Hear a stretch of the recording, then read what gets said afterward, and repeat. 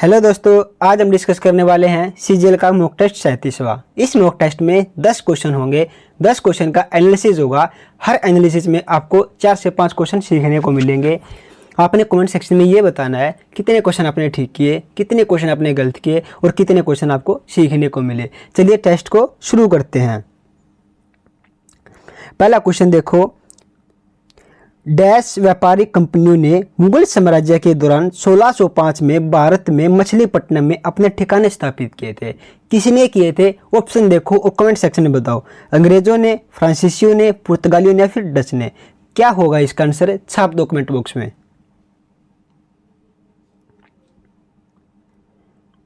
दोस्तों इसका correct answer हो जाएगा डचों ने।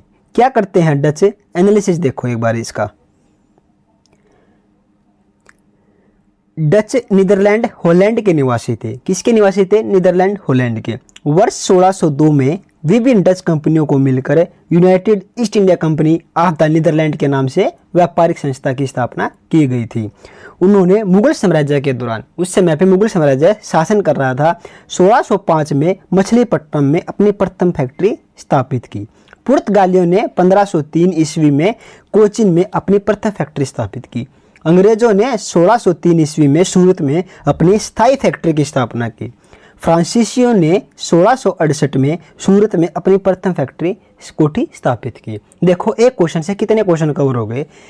1602 में क्या करते हैं? डच अपनी कंपनी को बना लेते हैं। 1605 में कौन करता है? मछलीपट्टनम में अपनी फैक्ट्री स्थापित कर लेते हैं। उस समय पे क्या होता है? मुगल साम्राज्य शासन कर रहा होता है।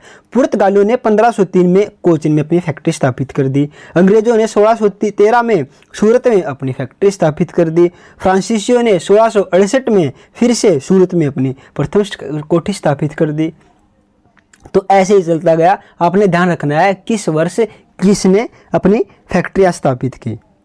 अगला क्वेश्चन देखो, ईस्ट इंडिया कंपनी को सेना के संबंध में निम्नलिखित में से कौन सा युग्म सही है? ऑप्शन देखो एक बार। सवार, घुड़सवार, मस्कट पैदल सेना के सैनिकों द्वारा इस्तेमाल किए जाने वाली बंदूक। क्या होगा इसका जो सही जो तर्क है वो क्या होगा? ऑप्शन देखो, केवल एक, केवल दो, केवल एक और दो दोनों, ना तो एक ना ही दो। बताओ इसका आंसर। दोस्तों इसका आंसर हो जाएगा केवल दो। क्या होता है? मस्कट पैदल सेना सैनिकों का द्वारा इस्तेमाल किए जाने वाली भारी बंदूक थी। क्या होगा इसका एनालिसिस? एनालिसिस में देखो एक बार। ईस्ट इंडिया कंपनी की स्थापना 31 दिसंबर 1600 ईस्वी में होती है। Warren Hastings East India Company का पहला गवर्नर जनरल नियुक्त कर दिया जाता है। शुरुआत में कंपनी का उद्देश्य धन कमाना था, लेकिन तो बाद में क्या होता है? प्रशासनिक कार्य भी वे देखने लगते हैं। बक्सर का युद्ध जो होता है उसके बाद कंपनी ने अपना प्रभुत्व स्थापित कर लिया। बक्सर युद्ध होने के बाद जो कंपनियां थी उन्होंने अपना प्रभुत्व जमाना शुरू कर दिया। मस्कट पैदल सेना के सैनिकों द्वारा इस्तेमाल किए जाने वाली एक भारी बंदूक थी। क्या थी? भारी बंदूक थी। आगे क्वेश्चन देखो, ईस्ट इंडिया कंपनी ने किस वर्ष बंगाल के द्वैत शासन की प्रणाली को समाप्त कर दिया? कब किया? और ये आपने ये क्वेश्चन भी ध्यान रखना है इसके अंदर कि ये किसने तो शुरुआत किया था और ये किसने बंद किया था, यानी द्वैत शासन बंगाल के अंदर। ऑप्शन देखो इसके, 1772 में, 1765 में, 1779 में या फिर 1757 में। क्या होगा इसका आंसर? छापो कमेंट बॉक्स में।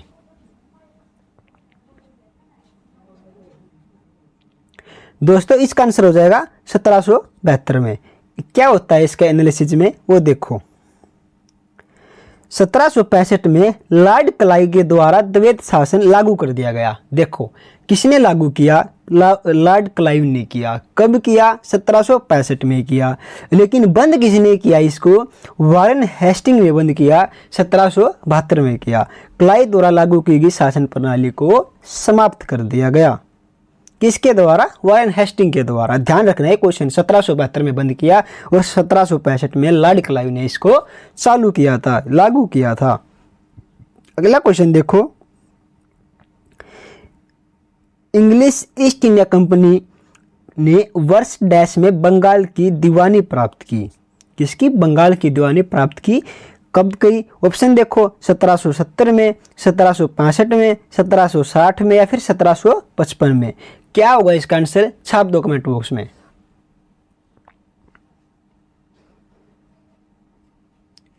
दोस्तों इसका राइट आंसर हो जाएगा 1765 में। क्या होता है 1765 में, देखो इंग्लिश ईस्ट इंडिया कंपनी ने वर्ष 1765 में बंगाल की दीवानी प्राप्त हुई थी। बक्सर के युद्ध के बाद क्या होता है, कंपनी गवर्नर रॉबर्ट क्लाइव और अवध के नवाब शुजा उद दौला को मुगल बादशाह आलम द्वितीय के साथ दो संधियां संपन्न हुई थी। उन्होंने दो संधियां जो की थी उनको संपन्न कर लिया। प्रथम इलाहाबाद की संधि के अनुसार जो उन्होंने बातें मानी वो देखो, नवाब ने इलाहाबाद और कड़ा जिला मुगल सम्राट शाह आलम द्वितीय को सौंप दिया गया। दूसरा क्या किया, उन्होंने कंपनी को 50 लाख क्षतिपूर्ति की। द्वितीय संधि के अनुसार 1665 में मुगल सम्राट जो थे उनके नवाब के अनुसार क्या करते हैं, ये दो बातें लागू करते हैं। कौन कौन सी हैं, कंपनी द्वारा बादशाह को, जो बादशाह होता है उसको इलाहाबाद और कड़ा जिला मिल गया, ठीक है। कंपनी को 26 लाख वार्षिक रुपए के बदले बंगाल, बिहार, उड़ीसा की दीवानी प्राप्त हुई, ठीक है। ध्यान से देखो इन्होंने उस संधि में क्या किया, उस संधि में क्या किया, ये क्वेश्चन आता है पेपर में, तो इसको ध्यान रखना। अगला क्वेश्चन है, निम्नलिखित में से किस वर्ष में बंगाल की दीवानी ईस्ट इंडिया कंपनी को हस्तांतरित की गई थी। तो कब की गई थी ये क्वेश्चन आपने ऊपर भी कवर कर लिया। ध्यान से देखो क्वेश्चन को, क्वेश्चन में पूछ क्या रहा है, हर शिफ्ट में अलग अलग वे से एक ही क्वेश्चन आता है। आपने ये देखना है कि वो क्वेश्चन को कितना चेंज कर सकता है।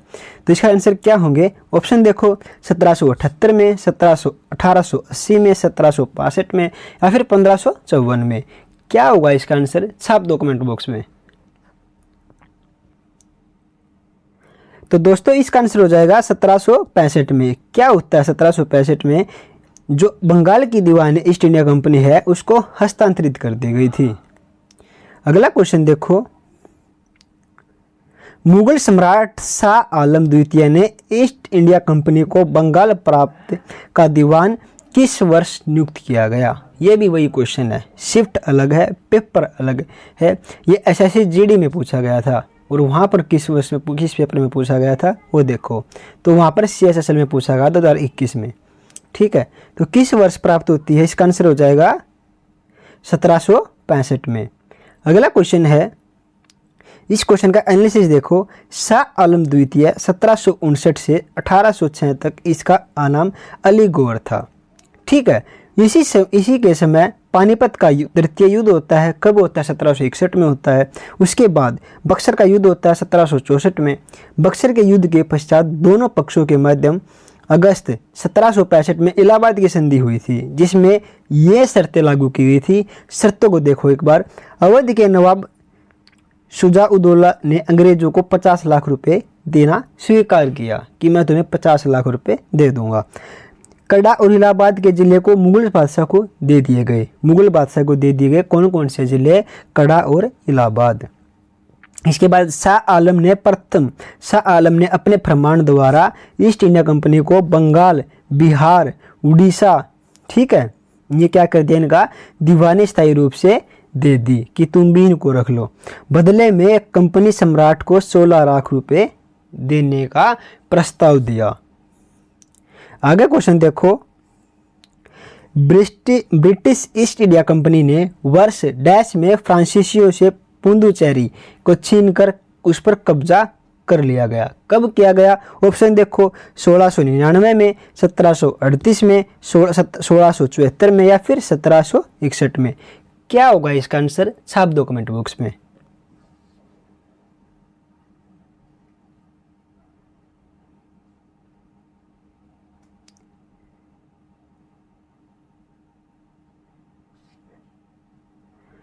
दोस्तों इसका आंसर हो जाएगा, देखो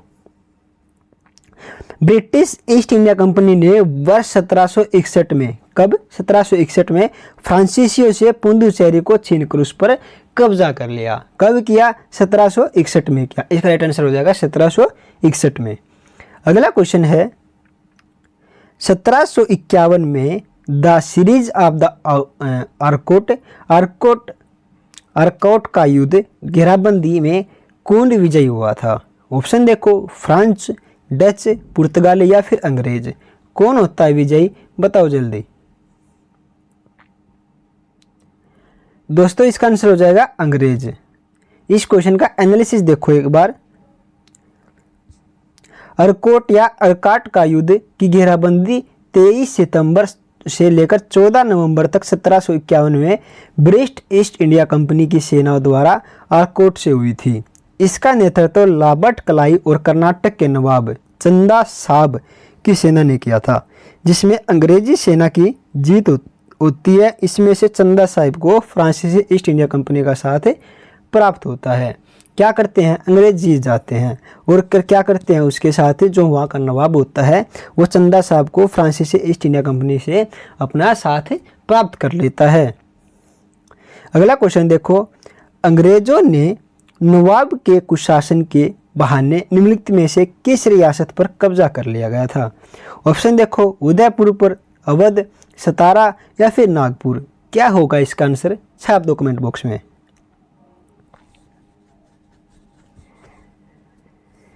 दोस्तों इसका आंसर हो जाएगा अवध।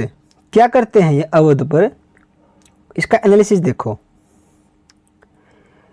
1856 में अवध का अधिग्रहण अंग्रेजों की साम्राज्य विस्तार नीति के लिए तर्कणिक परिणाम था।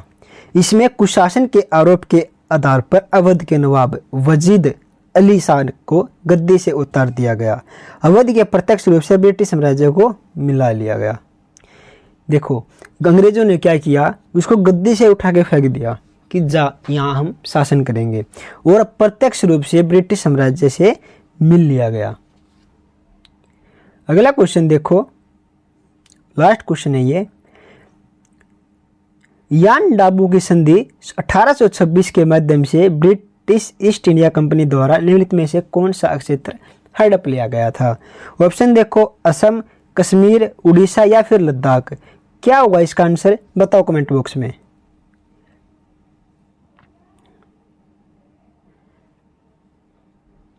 दोस्तों इसका आंसर हो जाएगा असम। क्या करते हैं असम में, इसका एनालिसिस देखो एक बार। Lord Amherst